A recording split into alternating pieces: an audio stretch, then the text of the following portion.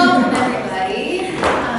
I'm Colette, Todd, and so today I decided to actually not take one of your topics of suggestion. I apologize, but I decided to hit on something that I thought was really relevant at this point in the semester for a lot of you. So what I want to talk about today is talking about interpretation of your song, your own personal emotional connection and interpretation of your piece. And I spoke on this a little bit, I think, at that very opening hello session. But I, as a musician, feel like this is something that has been woefully neglected in a lot of my studies. I feel like musicians are scared to talk about this because maybe they feel like they're not allowed or they don't know how or whatever. So today I really kind of want to draw some connections for you guys and to help you start looking at your pieces, your repertoire, no matter where it comes from, whether it comes from the opera canon or operatic canon, or it comes from musical theater, or it comes from art songs, or if it's popular music, or whatever it is, that you can connect and that you can make that piece feel real to you and thus to your audiences, right? So let's talk a little bit about like some of, if you like go and you're gonna like go hit YouTube and you're gonna like go look at like your, oh my God, this amazing, inspiring performance by I don't care who, right? So when you're watching that person, and feel free, I used to teach kids for like a long time, so please don't just leave up there, like feel free to talk to me. When you're watching that person, what is it that makes their performance so amazing? What are the things that make this an emotional performance something really spectacular, really pinnacle, really touch you? What kinds of things do they do? Believe what they're saying? Absolutely. So they believe the lyric that they're saying. Yeah. I'm drawn to like sincere, honest eyes, and that they communicate what to communicate. 100% yes.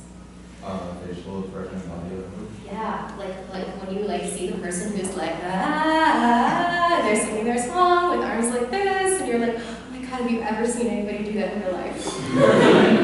Ever. You know what I mean? So yeah, natural body posture and language and communication that feels like they're open to telling you something, right? Great. What else? There's like a personal aspect to it, like it's coming from them, it's their story too. Right, like they wrote the song, but they didn't, but like they did, right? I think you kind of mentioned it a little bit, but truthful singing. Yeah, really truthful. And it's hard because the big lie is that you didn't write this song, for most of you, unless you are a singer-songwriter, you know? So the big lie is that you have to own that piece in a way that it appears that you wrote it, or that it's coming from you, right? So that's difficult, especially if it's like, I don't know, some story or situation or person that has nothing to do with you. So, for example, if you're like singing something from, I don't know, Tosca or something, you're like, I didn't live in that time, I don't know, you know what I mean? And so this is the process of how we can help you make that approachable and real for you, okay? Great, the thing is while technical, you know, all of your artistry when it comes to technique and everything is pinnacle and paramount, and I don't want to like throw that aside in any way. I just want to add, you're welcome, I want to add this to that. I want to add that. So I don't want in any way, and this is a very difficult balance sometimes, because when you start connecting emotionally and you start having your brain start going other places, it's like going away from maybe where your voice teacher was trying to get you to go, and so like it's this, you know, and then you're like, but I'm really committed and I'm really feeling this thing, but that's creating jaw tension, you know what I mean? And that is a very difficult line to cross. So please don't think in any way that I'm saying that this is more important than your technique. I feel that they are an equal pairing that you have to ride, okay, as you put these two things together. But the truth is that, like, you've all seen the person who sings with such beauty and artistry and you totally respect their talent, but you didn't connect with their performance, right? Right, and that's difficult, and I'm sure, I mean, I've been that person at times, I'm sure many of you have had an experience like that, right? And it's difficult, you know, it's difficult and you feel bad, but who is the person who normally books the gig, wins the contest, and man is the king of the world. It's normally the person who had a really emotional, real connection with the audience, you know what I mean? Like even think, even though I can't stand the show, but like even think to the point of like American Idol. Most of the time, it's not necessarily the best singer who's winning, agreed, right? Because a lot of people are bringing something emotional to it that, for better or for worse, sometimes wins them the contest, right? Okay, so much of the acting has been done for you by the composer and the lyricist, okay? So they have gone in and they have given you the rhythms and the pitch of where you're going to say these words. They've given you the dynamic and the speed. So obviously we're going to connect and trust the composer and the lyricist. But then after that, you get to make the decisions about the rest. You get to fill in a lot of the blanks that are not written in your sheet music or in the libretto or in the score, right? So we have to take time in our practice regime to actually think about this and not have it be like that last minute afterthought, right? I think it is for so many of us, unfortunately, right? So a lot of you might be like, I'm a singer, I'm not an actor. don't ask me to do that. I don't do that, right? And that's totally valid, and I probably would have said the same thing about 15 years ago. But I want to help you with some tools that I have found that have been helpful to help me kind of bridge this, because my training does not come directly from theater. How many of you have been in a vocal competition, like at NATS or IMA or something, and like song interpretation is worth like a big chunk of your score? How many people have noticed that of a thing? How many of your voice teachers spent time talking to you about that?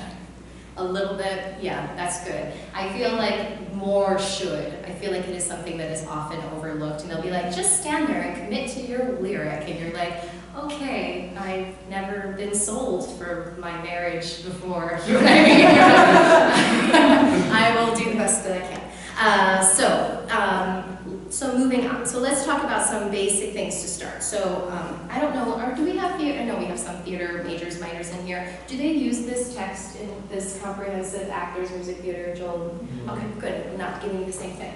Great. So I'm going to use some exercises out of here, but some things out of my life. So you start with a basic framework, and I think this is where a lot of your voice teachers and interest in the past have started you. So you have to familiarize yourself with the world of your song, whether it would be 300 or 400 years ago, or whether it's current day. So you have to research the given circumstances. I'm sure you do this already.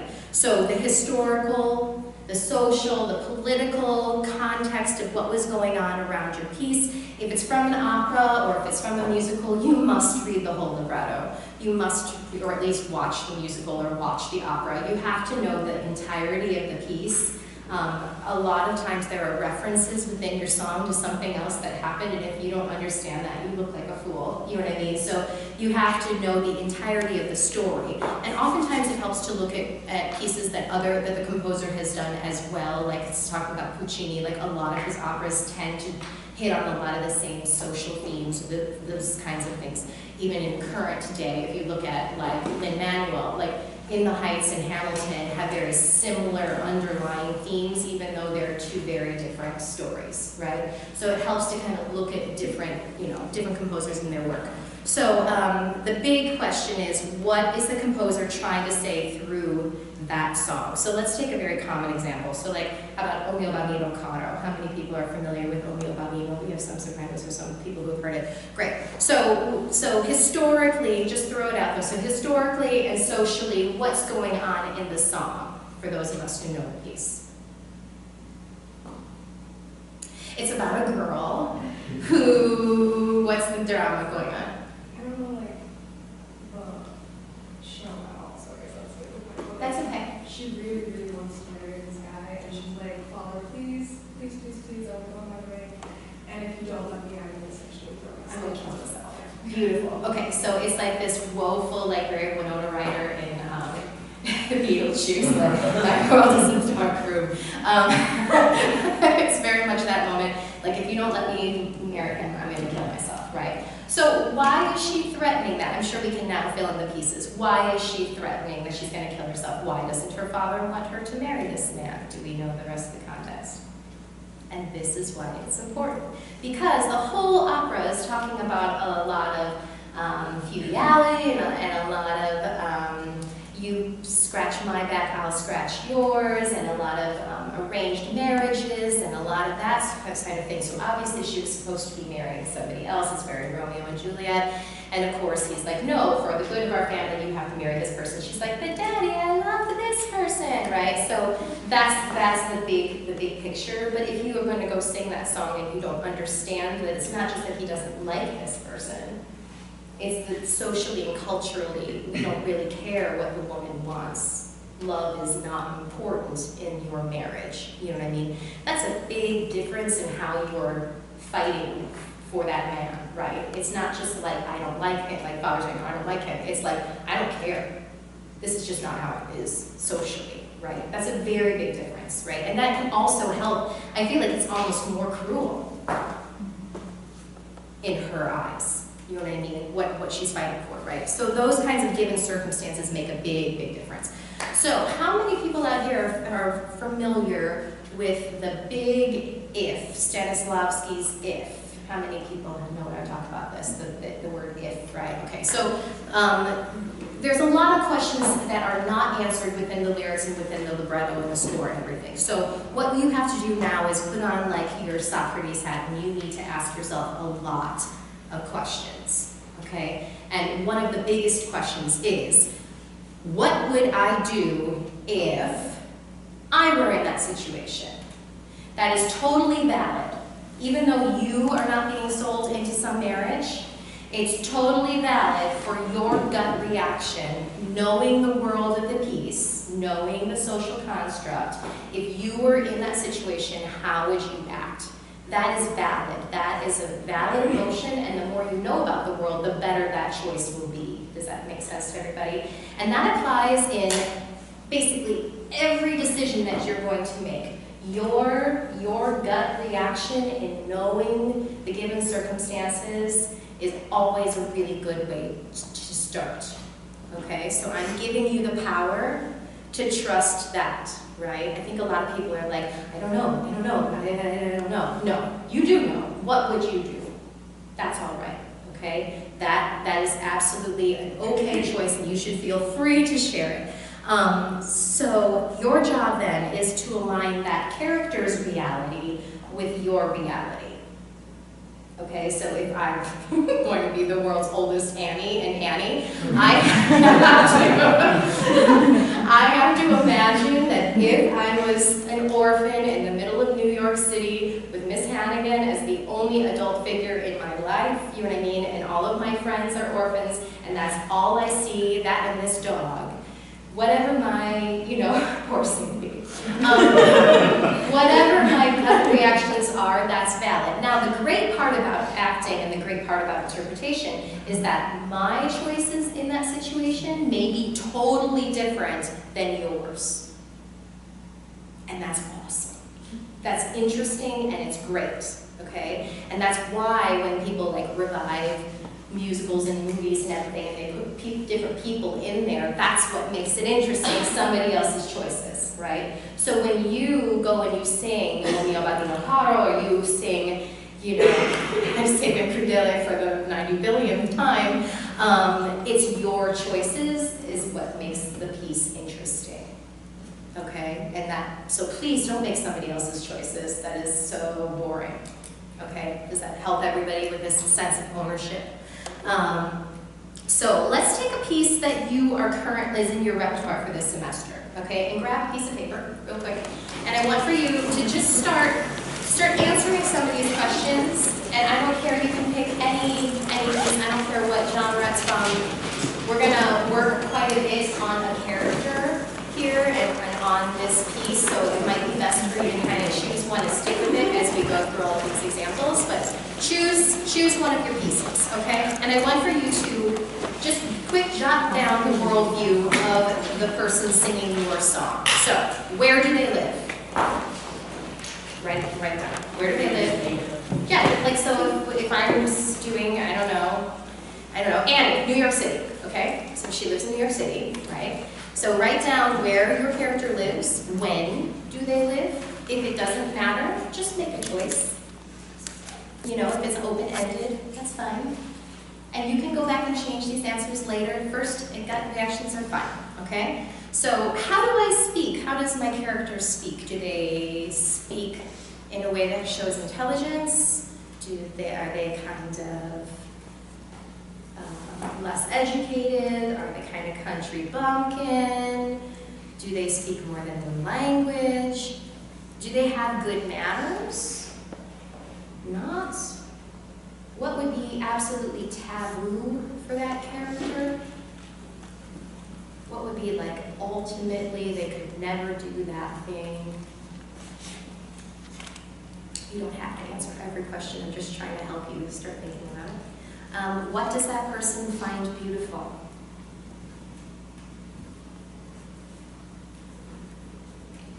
And it could be a place that they find beautiful. It could be a thing. It could be themselves. It could be somebody else. It could be garbage. Whatever, right? So what they find beautiful, what do they find sexy or dangerous, alluring, kind of sinful, that they can't quite rip themselves away from it?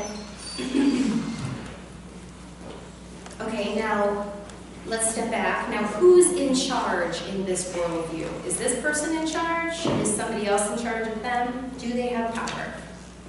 What is their relationship to power? Poor Annie has a problem with authority. She definitely feels that she's being mistreated. And so she reacts against authority.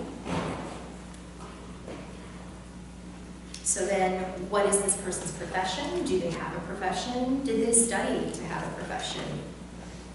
And then finally, let's think even one step back from that worldview. What are some advances in science and technology? Just kind of put your world like, are there phones?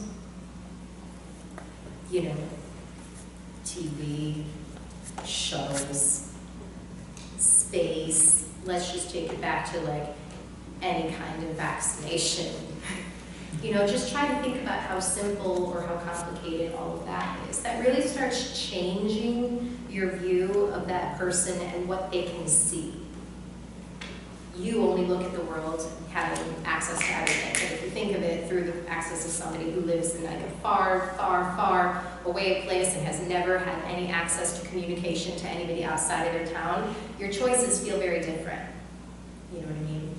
Great, so that's worldview. So now let's think about relationships. So you have a relationship with everything and everyone. You have a relationship with me. I hope that we're building positively. You have a relationship with your stuff. Okay, you have a relationship with places. You have a relationship with your memories. Everything is about relationships. Okay, so answer me a couple more questions, just jotting it down. So quick, off the top of your head, list the 3 most important people in your life right now.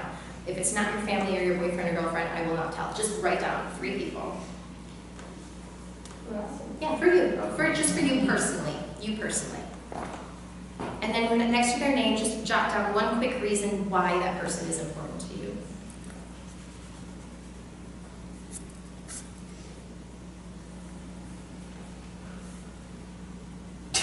Let's see. Okay, and now jot down 2 really important items in your life. $10, you probably have to call them first.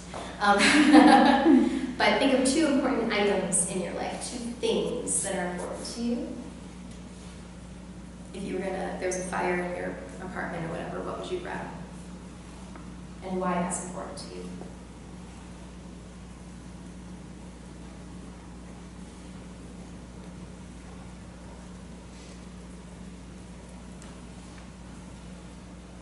Great. So this kind of specificity is really helpful for you when we're talking about your character, okay? So how many of you use the word mine or mine or something like that in talking about the people or the items? Did anybody talk about that as my friend or my computer, or did anybody use that? Just something that's personal. Yeah, most everybody probably does, and that is great. That is ownership, and that's why it's important to you, right? But can somebody just throw out one of their items, the things that they said that was important to them? My bass guitar. Your bass guitar? Okay, sweet, great example. So, your bass guitar, why is it important to you? It's my favorite instrument. It's your favorite instrument. I just thought like you learn like most of them. Yeah, it's awesome. So you would know it anywhere, and it's very, very important to you, right? So if we put it in a room full of a lot of other bass guitars, and everybody else was kind of walking by, do you think everybody else would have an emotional reaction to seeing your guitar if they didn't know it was yours? No. It would just be an instrument, right? And it has no ownership, it has no personality, and it has no relationship, right? So the deal is, your job, when you are up there and you are singing, you're talking about these people in your song or these situations that happen, you have to show them the window into your brain as to why that person or that thing is important to you. Otherwise, it's not important to the audience, right? I could go on and on and on and on and on about how much I love my son, but to you, he could just be any one of other 9-year-olds running around. Do you know what I mean? But to me, my relationship, if I'm going to sing about him, right, it's got to be specific. I have to let you understand why he's important to me, right? Does all this make sense in these relationships? Great. Great. Look at all this acting you're learning right here. This is so exciting. Okay, so the other thing about life is relationships change. And so most of the time, most of your pieces probably talk about a relationship or something changing. How many of your songs are about a change of some kind of situation or relationship, or your thoughts on a relationship or something like that, right? Okay, so that's very common. So when that changes, your emotion towards that changes, right? So like you can just take the very obvious, you know, this was my boyfriend, I loved him so much, and he did all these wonderful things for me, and we had all these things. And then, whatever happened, you know, I'll just say something really tragic, he died. Now my relationship to him is completely different. Right? And so that shift of what that energy was in the relationship is huge. You may still have some kinds of love and all of that, but it's different now. The relationship is different, right? The audience has to feel that relationship change, okay? And I think a lot of us just like keep singing generically happy or generically love, and it doesn't hit because we don't feel that something changed. Do you know what I mean? Great. So by focusing on these relationships, it's beautiful because your focus goes entirely onto creating change or explaining that relationship, and it goes 100% away from, where should I put my hands right now? Should I be standing right here? Should I be facing this way? Should I be looking at them? You know what I mean? All of that just disappears because your brain is in the story, right? You're feeling something that's connected for you, right? Awesome. So now let's talk about a big, big important word. So objectives. This is like kind of like base acting stuff. All right. So objectives. These are questions that you ask of your character to analyze their actions. Okay. So questions like, why did somebody do something? Why is not the strongest choice? Most of the time it can be answered with a quick, easy because, right? So, like, how many people know Miss Saigon or Mad Butterfly? Great. So, a quick answer, why did Kim give her baby to the Americans? Or why did Mad Butterfly give her baby away to the Americans? Why? Why did she do that? Why did she sacrifice her baby? Okay, because she fears for her life in Japan, or in that baby's life in Japan, or that baby's life in Saigon, right? That's really easy to understand. It's hard to act being like afraid or fearful of, you know what I mean? It's easier to think about it in the question of what does she want by doing that? That's a much more concrete way to think of it. So Kim is a mother. She has this affair with, I'm just going to talk Miss Saigon. A girl from Vietnam falls in love with an American soldier in Vietnam. They have a baby. He had an American wife back and didn't really let her know about that. And it's a big, big, big tangled up mess, and everything comes to be able to see each other, and everybody's like, oh, this is really, really, really awkward. And then, like, here comes little Vietnam baby, right, into this love triangle, right? So Kim, the Vietnamese girl, decides that she sends her baby away with the American, and she then goes and tries to kill herself. So why is she making that question is not as powerful as what does she think she's going to get from that. So what does she think that she will get by giving away her baby? What does she want? Be assured of that. Assured is a great word. To be assured for his safety and that he'll have a better life than hers. That's easy to act. Right? Okay, what else does she want? There's a lot of good questions. What other thing could she want out of that situation? Closure. Closure, to know that she's done with that. She wants to plant her memory with the American lover to some extent and be like, you'll never forget about me. Here you go. You know what I mean? To some extent. I mean, think about all these, now this is when we laugh, but like these are all valid choices, and the way that she delivers that with all these different things in the back of her mind really changes this action. You know what I mean? So is she just trying to have him never forget? She talks about that kind of thing all the time during the story. Is she trying to build a life for her son? Is she looking for assurance that things are going to be okay? These are all verbs and actions. These are objectives, right? What she wants, okay? So think about now one of your song, okay? And I want for you to think of some of the actions that your character takes either right before your piece or in your piece. So what do they do? Why are they doing that? And then what do they do and what to do that for? Can you jot that down? I'll write it up here so you can follow what I'm talking about. So what do they do? Why do they do it? And then what do they hope to achieve? What are they doing it for?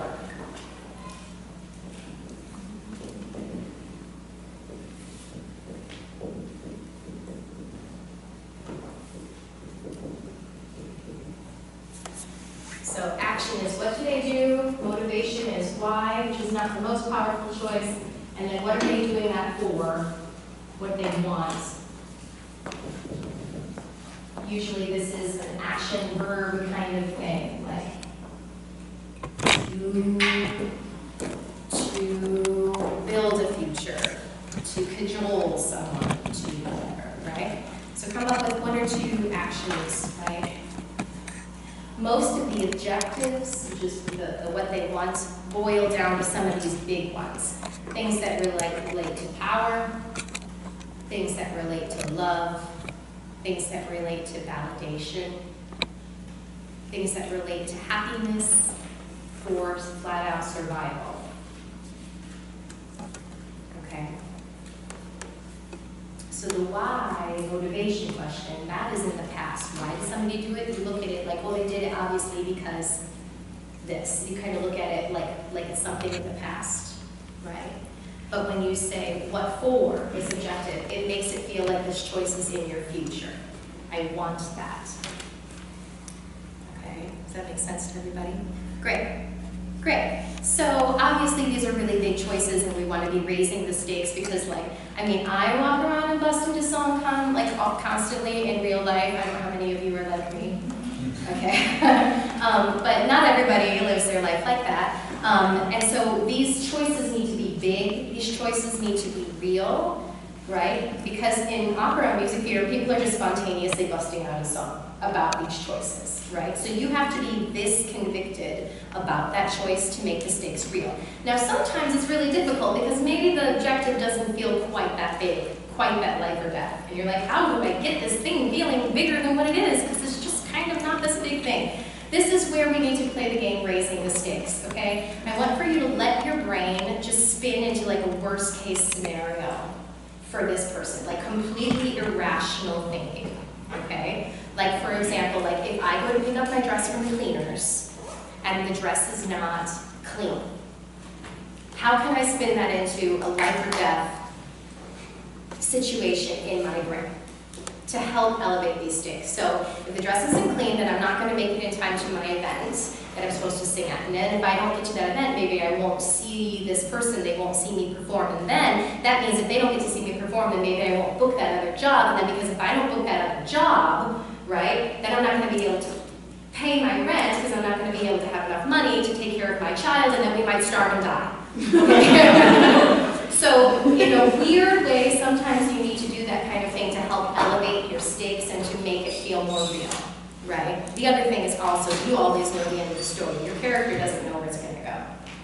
You know what I mean? So you have to remember that too. Why are they so upset about that, right? Great. Let's now look at your song, each of your songs individually, okay? So your song is a journey. from the second the music starts to the second it ends, something happens, an action happens within your song, or something just happened, if it's maybe like russet into aria, okay? Something just happened that makes you sing.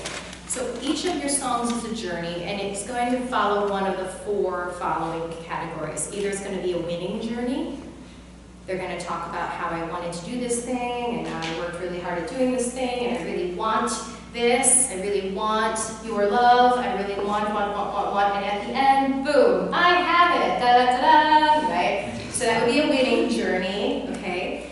Or if there's a losing journey, I've always wanted you, I'm never going to have you, I try so hard to have you, and then I still don't have you, the end, okay? Or like a serendipitous, like unexpected self-discovery song. So like I'm not afraid of anything is a really good choice, like a song. Do you know how many people know that Jason Robert Brown song? So she's like talking about all of these things in her life, and she's just kind of like rambling on and on and on. But what she finds in the end is something that she didn't quite realize she was looking for in the beginning. Does that make sense? One of those songs. It's kind of like, and I know things now, very valuable things, right? And at the end, she's like, nice, it's different than good, right? Like she's kind of figured something else out along the way that wasn't exactly what she started out on, right? So kind of one of those. And then there's the spiral journey, which sometimes is just like those songs that you're just like, oh. It talks about a continued action and trying to solve it, find 80 different ways trying to solve it, but basically they realize that at that point they just can't solve it, but maybe they're smarter in having thought all of that through. Does that make sense? So think about your song and figure out which one of them yours is. How many people are, do you have a question? Yes, you can go ahead, I'll ask. So okay, how many people have a winning journey song? Great. How many people have losing journeys? Okay. How many people have serendipity, like, oh, I just learned something new about this situation or myself or something. Great. And then the last one, like, I'm never going to figure it out. What am I going to do? My life is such a struggle. Okay. Great. So go ahead. In that vein, so my song is In Bregi by Tosti, and it really doesn't have, like, so I'm trying to figure out how to approach this when like your song doesn't really have an objective, and it's just like, this sucks, everything sucks, and then it's like the end of the song, it's just like, yep, still sucks. Right, right. So what you just need to focus on is whatever actions happened previous to your song, and a lot of aria is like that, right? So like the recit advances the action, right, everybody? For those who study opera, the recitative advances the action in the plot, and then you get to the song that is like, slam bam, no more action, we're just going to sing about this emotion, right? So at that point, you just need to back it up a choice or two and kind of look at it from that place. Does that help with that? Yeah. Great. All right, so when you're singing your song, though, you need to be aware of what you're trying, of what the journey is. Does that make sense? So if your song is like a serendipity, like, oh, I found things out about myself that I didn't know before. If you're not thinking that in the back of your brain while you're singing, it's not going to come across to me. You know, if you're not thinking about your struggle and how you're never going to, you know what I mean? I know that's obvious, but it's just really, it's really good to have that just as like an overriding arc to know where you're supposed to go with your piece, right? Great. So now let's think about talking about these objectives, and that there's a difference between an active I want objective and playing a mood. A mood is super dangerous. Like, let's just talk about Les Mis, because I just saw the thing on there, the tour's coming back. Fantine singing I Dreamed a Dream. If you play that song as sad, you know, or you play that song as lost, you know what I mean? It comes across really generic and blah, right? What makes that song amazing is watching all of the things that she wanted, all of her objectives, and she like lines them up, and then she knocks it down because it didn't happen. And then she lines it up, she gets you invested, and you're like, oh my God, this is like this really exciting thing that happened in her life, and then he left her. Okay, and now she's got this baby, and now she's sick and she's gonna die. You know what I mean? So it's gotta be specific. If you just play lost or sad, we don't, you know what I mean? It's just so like, next, you know what I mean? Thank you so much, we'll be in touch. You know what I mean? And you don't want that. right? So be careful. So think of your song now and think about what generic mood it could easily fall into, what trap you could fall into.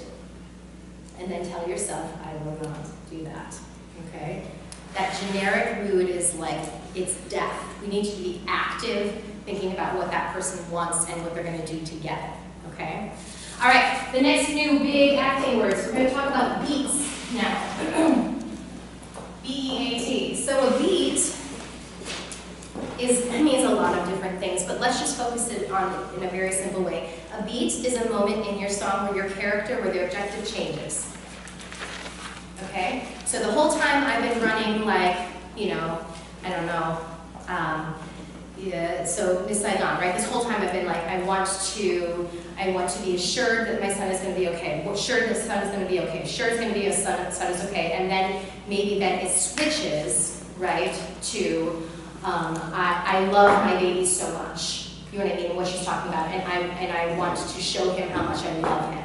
And I want him to feel how much I love him. The moment that those, well, they're close, but the moment that those two things change, that's a beat. Does that make sense? Okay? So that's kind of where you're like pursuing one objective and then whoop, it goes over here. And it might go right back, but it's just when things shift and change. So in your music, and this is where your musical brain needs to come in, there's a lot of musical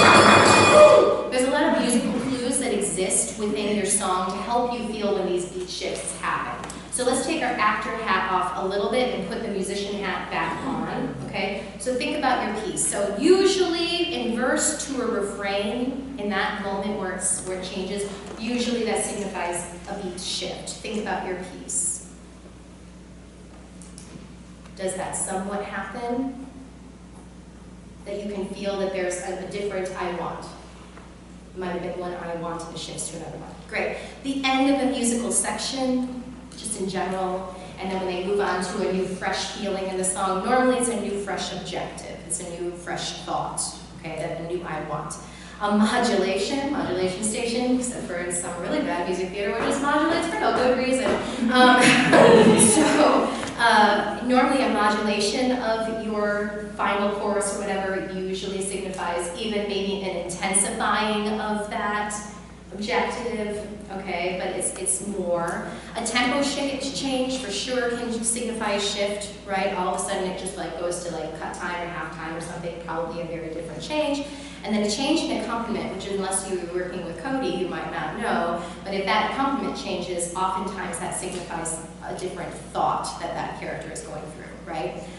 So I want for you real quick, and I know that you probably don't have your piece in front of you, but this is good for you when you're practicing this week to pull it out. Look at your lyrics and look at your song, and I want you to start breaking it down and looking for clues musically as to how these beats and objectives might be changing, right? So, you know, if you're gonna do I Dreamed a Dream, right? So I dreamed a dream in days gone by when hope and high life were living. I dreamed that love would never die. There the melody goes up higher, you know what I mean? It's probably signifying another shift. Like that she's gone a different way, a different intensity, those kinds of things can help, okay? So that's like a fun little thing to go check out. Why did my accompaniment change right here? All of that, okay? Great. Don't ignore your punctuation. Commas, exclamation points, question mark.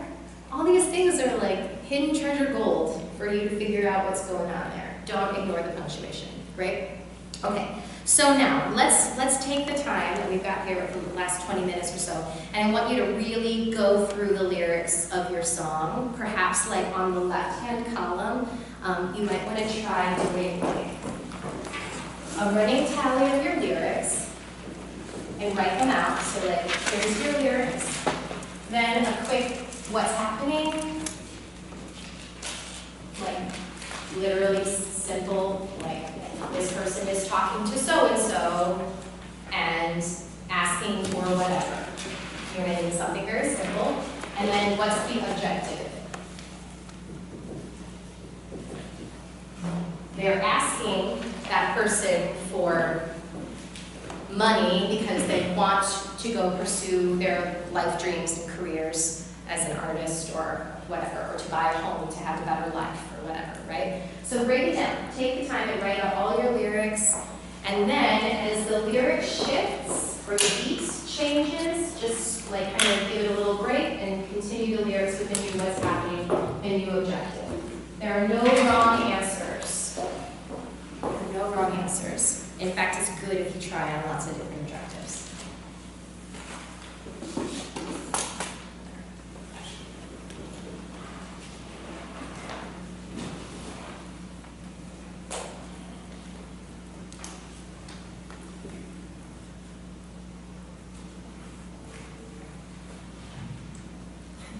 And this tests if your song is memorized.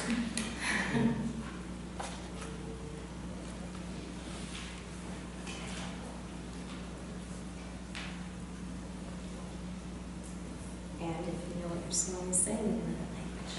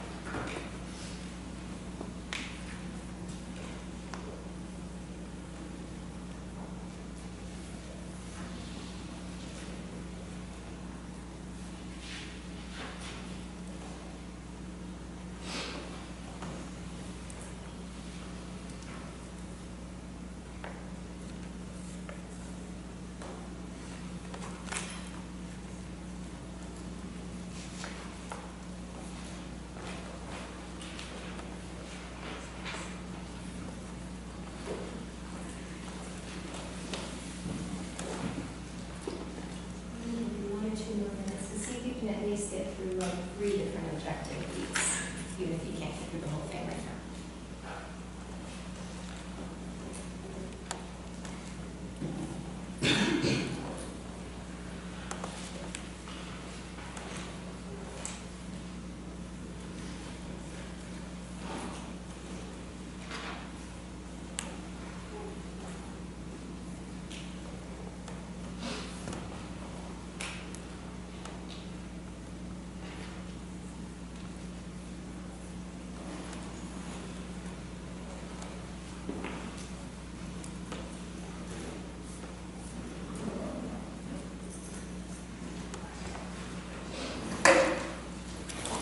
please.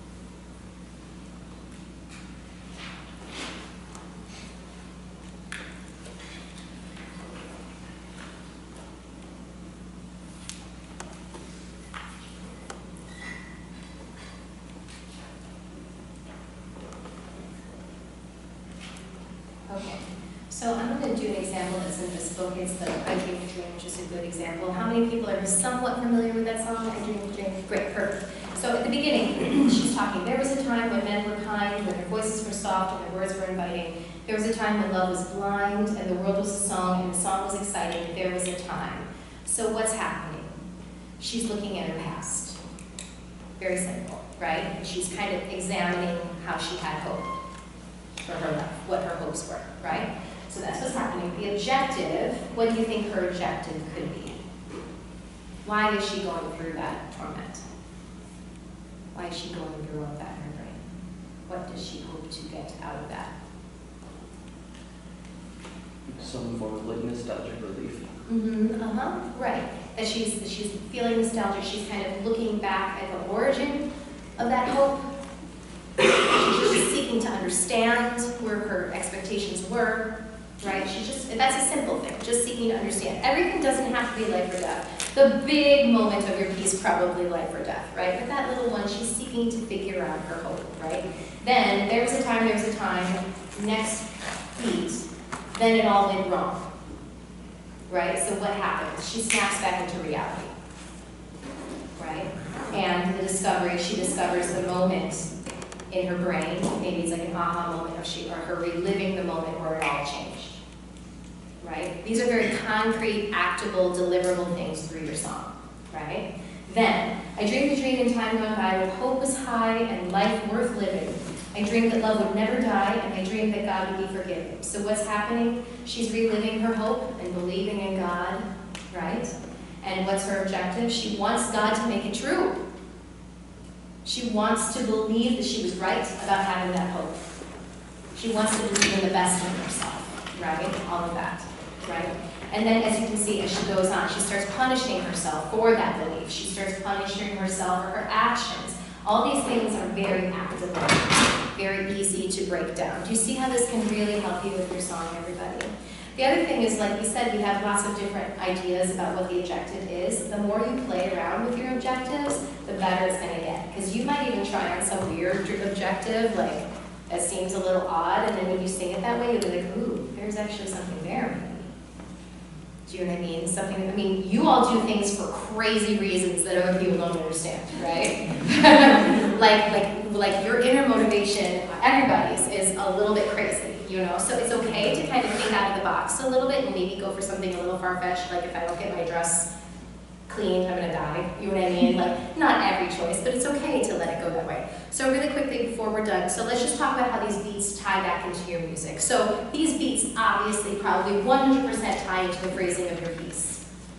If anyone ever asks again, should I breathe there? I always want to be like, does it make sense for your character to breathe there? Does it make sense in the middle of that line? Does it break their thought pattern? If I'm saying to you, you know, I dreamed a dream in days gone by, it doesn't work. You know what I mean? Don't breathe there. And now if you obviously are dying, we can make like a subtle like catch breath, you know what I mean? But you really need to think about the objective, right? Did they finish their objective? Otherwise don't breathe. Oftentimes that beat can help the audience hear the shift. You know how sometimes in your music you'll just have a cut for a second? And then it goes back on. The cut's not necessarily there for the performance, it's performer. It's there for the audience to go, oh, then you go on. Does that make sense? It gives the audience time, because they need time to react, think, respond, and then you move on, right? So all of those are good reasons for breaths. Plus, if you're having this new fueling beat, a lot of times this change, this objective change, fuels your breath. It fuels that really passionate new breath. I was thinking this, I was thinking this, I was thinking this, you know what I mean? And it fuels your technique. Do you see how this can all like mesh together? But you kind of have to break it down first. You can't just be like, I'm sad. You know what I mean? That's not going to get you anywhere. So the melody too, the pull and the release, the tension and the dissonance of your melody, it probably directly relates to your tension in your beats, right? If you're leading up to something, you're trying to figure something out, I bet that there's some tension going on in the line, in the melody, in the accompaniment, all those kinds of things. Pattery songs, right? Probably like a wandering, I can't figure out what I'm doing with my life, I don't know what I'm doing, I'm searching for something, those kinds of objectives, right? That all makes a lot of sense. The dynamics, obvious use of accenting, right, to accent what the specific word that the actor needs to, or the singer needs to let out. Crescendos, building to a new beat, all of this all works together. It's kind of fun to like look at all these musical markings just from a different perspective, right? And sometimes it fuels it instead of being like, okay, they said get louder. Why are you getting louder, okay? Great, so then stringing all this together is going to create this really vibrant, real, personal story, right? If I sing I Dream the Dream and I'm feeling my objectives together, it will be totally different than everybody else's. Totally different, which will get you the job, or win you the contest, or make you memorable, right? So play around with it, you know, the key to the believability though is every small moment. Every sentence, you need to be thinking and feeling that objective. And then when it switches, you're not thinking about the technique, hopefully not that much. Hopefully that is ingrained and you're thinking the next objective, fueling the next objective. So it's just this beautiful path of I want, and now I want this, and God, I'm never gonna get that. All of that till the end, kaboom, right? So playing with all those choices, like I said, though, can be fun. So please do that in your practice time. Don't just go for the obvious answer. You know what I mean? That's pretty boring. Why? Spin it around. Think in the world of that character. Why? Right? What do they want? Okay? All right, you guys, thank you so much for your time and focus. Thank you.